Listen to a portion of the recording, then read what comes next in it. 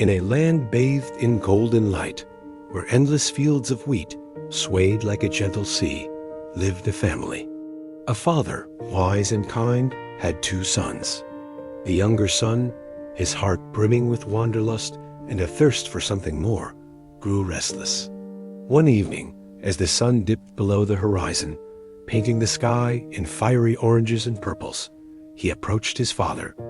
His eyes, full of youthful arrogance and impatience, met his father's gentle gaze. He said, "Father, I've decided. I want my share of the inheritance now. I'm ready to go out and see the world, to make my own way." The father's shoulders slumped, a deep sadness clouding his weathered face. He looked at his son, not with anger, but with a profound sense of loss. He saw the fire of ambition in the boy's eyes, but also the naivety, the belief that happiness was a destination to be found far away. We often chase a dream of freedom, thinking it lies just over the horizon, in a new city with new faces. We believe that breaking free from the familiar is the only way to truly live. But is the glitter of a distant city really brighter than the warm glow of home? Without a word of protest, the father went into his house. He returned with a heavy pouch, the coins inside clinking with a sorrowful sound. He placed it in his son's outstretched hand. The weight of the gold was nothing compared to the weight in the father's heart. He was giving his son not just money, but a piece of his own life, his own legacy. The son, barely noticing his father's pain, snatched the bag. His mind was already miles away, lost in fantasies of lavish parties, newfound friends, and a life of unrestrained pleasure. He imagined himself a king in a far-off land, admired and envied by all. He slung his flashy, new bag over his shoulder, a symbol of the modern world he so desperately wanted to join. He gave his home one last, dismissive glance. To him, it was no longer a sanctuary of love and memories, but a cage he had finally escaped. He didn't see the fields that had fed him, the roof that had sheltered him, or the father whose love was as constant as the rising sun.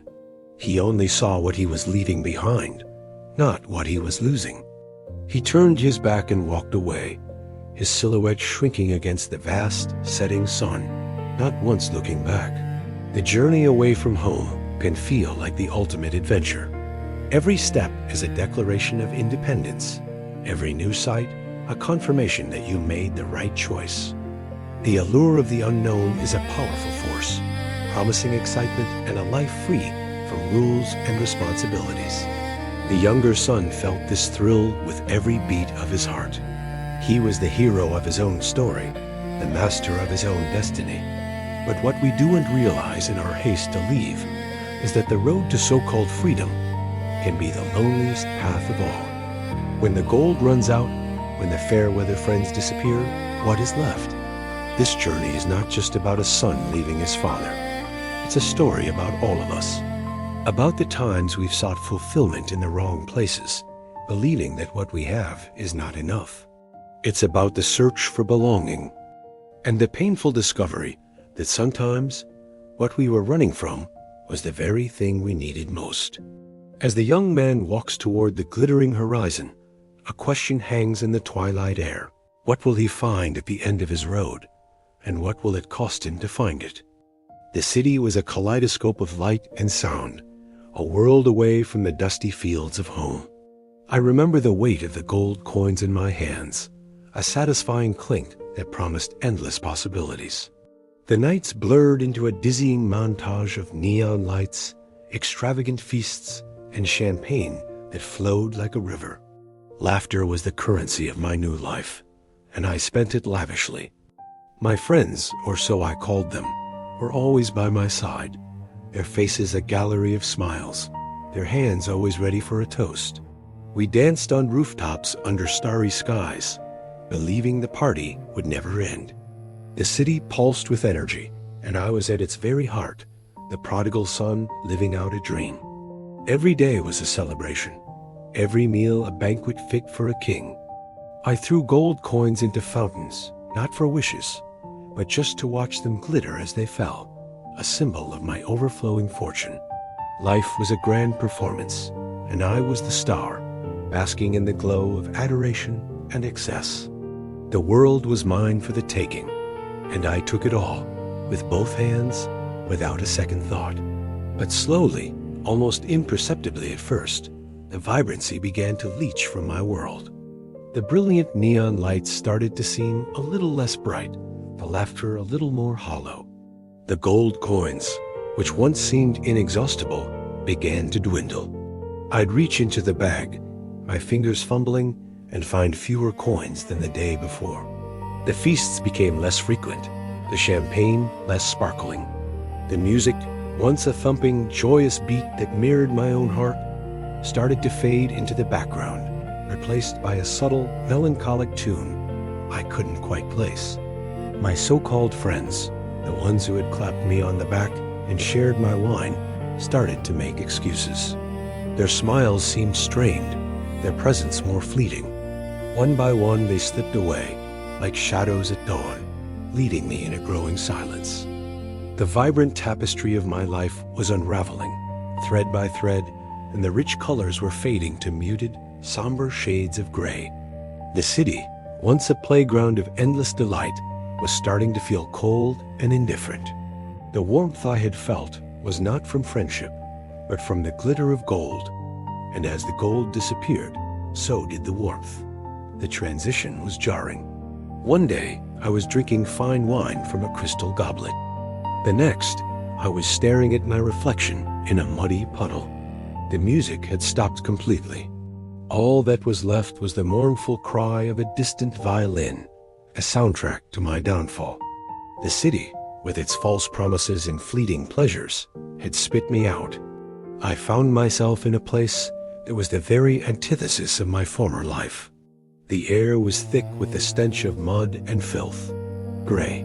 Everything was gray. The sky, the mud, the rough wooden fence of the pigsty, I now called home. My fine clothes were reduced to tattered rags, offering little protection from the biting wind that seemed to cut right through me. I shivered constantly, not just from the cold, but from a deep, bone-gnawing hunger that was my constant companion.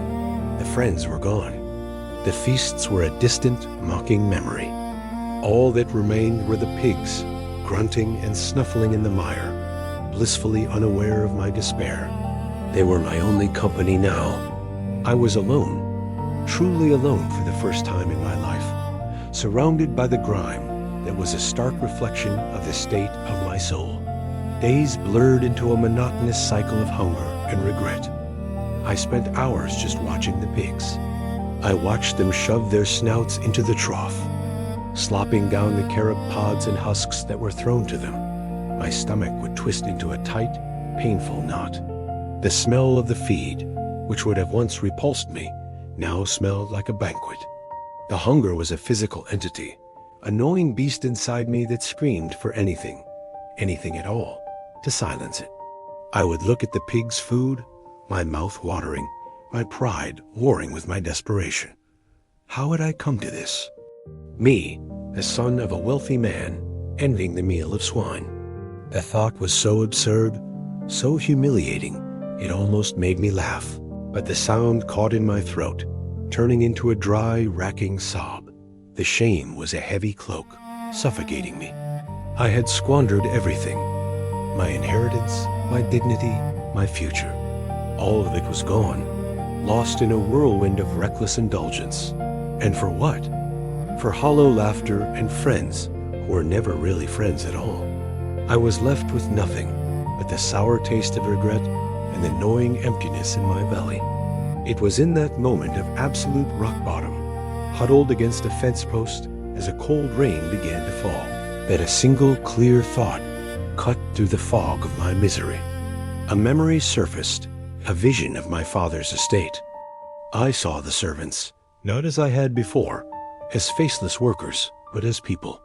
I remembered the smell of fresh bread baking in the kitchens, the sound of their cheerful chatter as they ate their evening meal. They had plenty, more than enough. Warm beds, full bellies, a roof over their heads. They lived better than I did now. The realization hit me with the force of a physical blow. My father's hired hands, the lowest workers on his land, were living like kings compared to me, his son. The thought repeated in my mind, a desperate, looping refrain. My father's servants eat better than this. That single stark truth became a flicker of light in my suffocating darkness. It wasn't a grand plan for redemption, not yet. It was something much simpler, a primal instinct for survival. A desperate, crazy, impossible idea began to form. A fragile seedling of hope in the barren soil of my despair. The thought grew, took root, and blossomed into a decision. I could not stay here. I would die here, in the mud, forgotten and alone. The shame was immense. A mountain I thought I could never climb. To go back? To face my father, my brother, the very servants I now envied? The humiliation was almost too much to bear. But what was the alternative? Starvation, misery, a slow, anonymous death among pigs. The choice became brutally clear. I had to swallow my pride, what little was left of it. I rehearsed the words in my mind, my voice a hoarse whisper that was lost in the wind and the grunting of the pigs. Father, I have sinned against heaven and against you. I am no longer worthy to be called your son. The words felt like ash in my mouth. I couldn't ask to be a son again. I had forfeited that right. The best I could hope for, the most I could dare to ask, was to be a servant. I will go back, not as a son, but as a servant. Just make me one of your hired hands. It was a plea, a surrender. With this fragile plan as my only possession, I pushed myself up from the mud. My legs were weak, my body frail, but my resolve was firm. I would go home. Back at the farm, time hadn't stood still. It had crept forward, carving new lines on the father's face, silvering the hair at his temples. He stood on the familiar hill, the one that offered the longest view of the dusty road snaking its way out into the world. It was a ritual, a silent promise he made to himself and to the empty horizon. Every morning, with the dew still fresh on the grass, he'd be there, his hand shielding his eyes from the rising sun. Every evening, as the sky bled into hues of orange and purple, he'd return, a solitary figure against the fading light. He never stopped looking. He scanned the road, searching for a familiar gait, a specific shape, a memory walking back into his life. Days melted into weeks, weeks into months, and the seasons turned without mercy. The road remained stubbornly empty. Hope is a strange and resilient thing. For him, it wasn't a grand burning fire, but a quiet, stubborn ember that refused to be extinguished by the winds of doubt or the rains of despair. His neighbors would sometimes see him up there, a statue of paternal devotion, and they'd shake their heads with a mixture of pity and admiration. "He's still waiting," they'd murmur. Still waiting for that boy. The world had moved on. The farm had its own rhythm, the cycles of planting and harvesting, the births and deaths of livestock. Life continued, as it always does. But for the father, a part of his world was paused, held in stasis on that long, empty road. He wasn't just looking for his son. He was looking for the piece of his own heart that had walked away all those years ago. He imagined the conversations they'd have, the work they'd do side by side. He replayed memories, the sound of his son's laughter echoing in the quiet fields, the memory of a small hand tucked into his. He was waiting for a silhouette that hadn't appeared ... until today. At first, it was just a smudge in the distance, a heat-shimmer distortion where the sky met the earth. He blinked, rubbing his tired eyes. He'd been tricked by shadows and dust devils before, but this smudge didn't disappear. It grew slowly, painfully. It resolved itself into a shape, a figure. It wasn't the strong, confident young man who had left. This figure was small, ragged, hunched over as if carrying an immense weight. It moved with a faltering, limping gait, each step an obvious effort. The father's heart hammered against his ribs. The ember of hope, so long dormant, suddenly roared into a flame. It couldn't be. Could it? He squinted, his entire being focused on that distant, broken form. The shape was wrong. The posture was defeated. But there was something, a familiarity in the rhythm of the struggle, something deep in his soul that recognized the person beneath the rags and the pain. He took a step forward, then another, his feet moving before his mind could fully process it. The long wait, the endless vigil, was collapsing into this single, heart-stopping moment. The silhouette was no longer just a shape. It was a story of a long and difficult journey, a story that was, at long last, coming home. And the father, the watching father, began to run. Have you ever felt so far from home, so lost, that you thought there was no way back? Imagine you've hit rock bottom. You've messed up, you've wasted everything you were given, and now you're left with nothing but shame and regret. You finally decide to turn back, to go home, but you're expecting judgment. You're expecting a lecture, maybe even rejection. You've rehearsed your apology 1,000 times. Father, I have sinned against heaven and against you. I'm no longer worthy to be called your son. You trudge along, each step heavy with guilt, convinced you deserve whatever punishment awaits. But then, something incredible happens. While you are still a long way off, a figure appears on the horizon. It's your father, and his eyes aren't filled with anger or disappointment. They're wide with recognition, with love. And then he does something unheard of, something that shatters every cultural expectation. He doesn't wait. He doesn't walk with dignity. He hitches up his robes and he runs. In that ancient culture, for an elder, a nobleman, a patriarch to run was considered deeply undignified. It was a scandal. But he doesn't care about his dignity. He only cares about his child. He runs with everything he has, every step an exclamation of pure, unadulterated joy and relief. This isn't just a story about a boy who came home. It's a picture of the heart of God. So often, we think we need to clean ourselves up before we can approach God.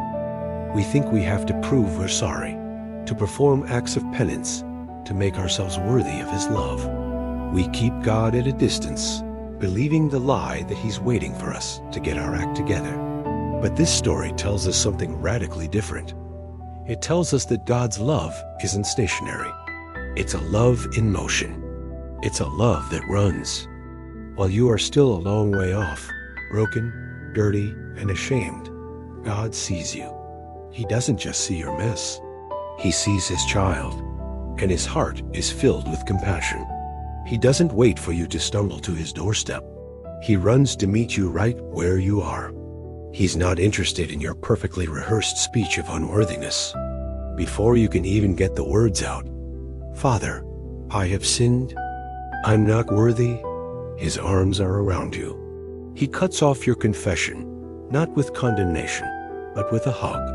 A massive, world-changing bear hug that says, welcome home. You are loved. You are mine. He's not just hugging you. He's weeping with joy. The sound of your return is the sweetest music to his ears. Think about the sheer force of that love. He runs to you, erasing the distance your sin created. He embraces you, absorbing your shame into his own heart. He silences your apologies with a declaration of your sonship. This isn't a measured, calculated love. It's a reckless, scandalous, overwhelming love. It's the kind of love that throws a party for the one who was lost.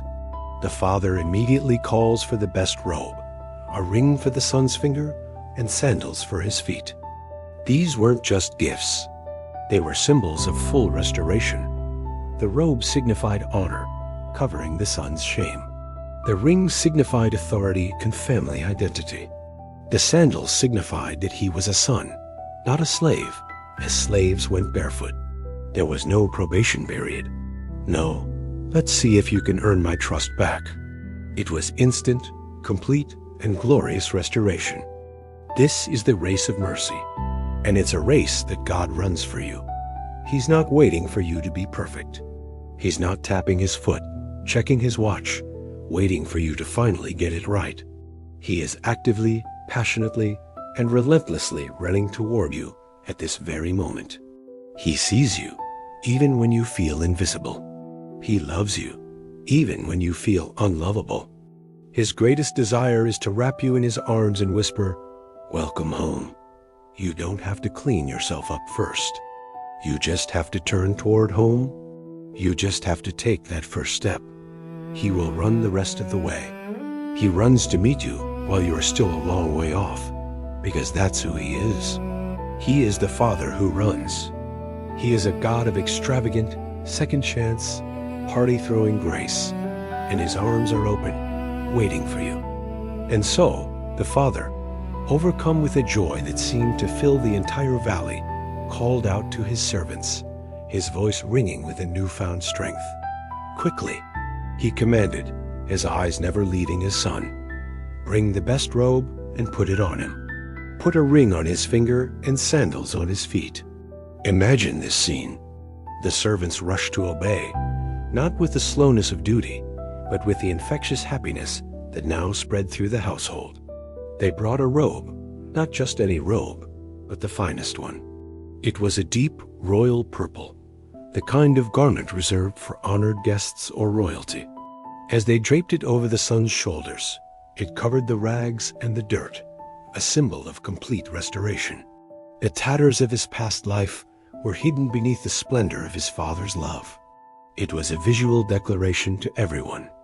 "This is my beloved son, worthy of the highest honor." Then came the ring. It wasn't just a piece of jewelry.